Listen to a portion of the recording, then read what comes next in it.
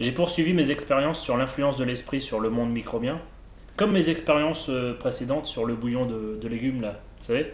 Sauf que là je l'ai fait sur un échantillon plus grand.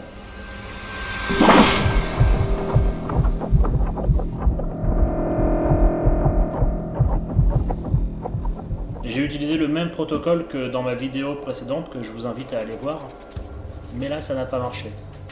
C'est un échec.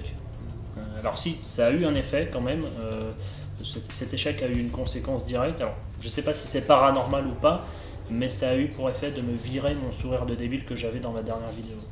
Bref, les images.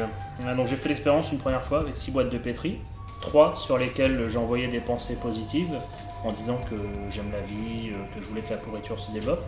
Donc le but était que les pots sur lesquels j'envoyais des pensées positives soient plus pourris. Je les manipulais en même temps, ces 6 pots. Je me concentrais sur les 3 pots en même temps, environ 10 à 30 minutes par jour. Et les 3 autres pots, je les laissais tranquilles. Ce sont les 3 pots du bas sur lesquels j'ai envoyé des pensées positives. Alors bon, au début, je me suis dit, bon, c'est vrai que ça n'a pas l'air plus pourri, mais on dirait qu'il y a quand même plus de petites taches. Alors qu'en haut, les taches sont plus grandes, mais il y en a moins. Et mon idée, c'était que si l'esprit influence le développement des cochonneries, à défaut d'y avoir plus de moisissures, il y aurait peut-être au moins plus de foyers où commencent à germer ces moisissures, et donc plus de taches. Mais j'ai refait l'expérience, toujours le même protocole, sauf que ce coup-ci, je l'ai fait avec 8 boîtes de pétri, 4 positives et 4 neutres. Donc les boîtes positives sont à droite ici, et les neutres à gauche.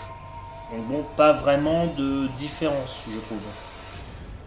Alors j'ai refait l'expérience une 3e fois, toujours avec 8 pots, à la différence que ce coup-ci j'ai passé plus de temps, à peu près 1 heure par jour. Et j'ai envoyé des pensées positives sur 4 pots, et des pensées négatives sur les 4 autres. Donc l'échantillon positif est à gauche, et le négatif est à droite. Et malgré que j'ai redoublé d'efforts, les résultats sont toujours pas là, quoi. Pourtant j'y croyais au début, mais bon. Comme quoi, il faut se méfier de notre capacité d'analyse et il faut se référer à un grand nombre d'échantillons. Je referai cette expérience. Je vous dis à bientôt pour tenter de débusquer les mécanismes cachés de la vie.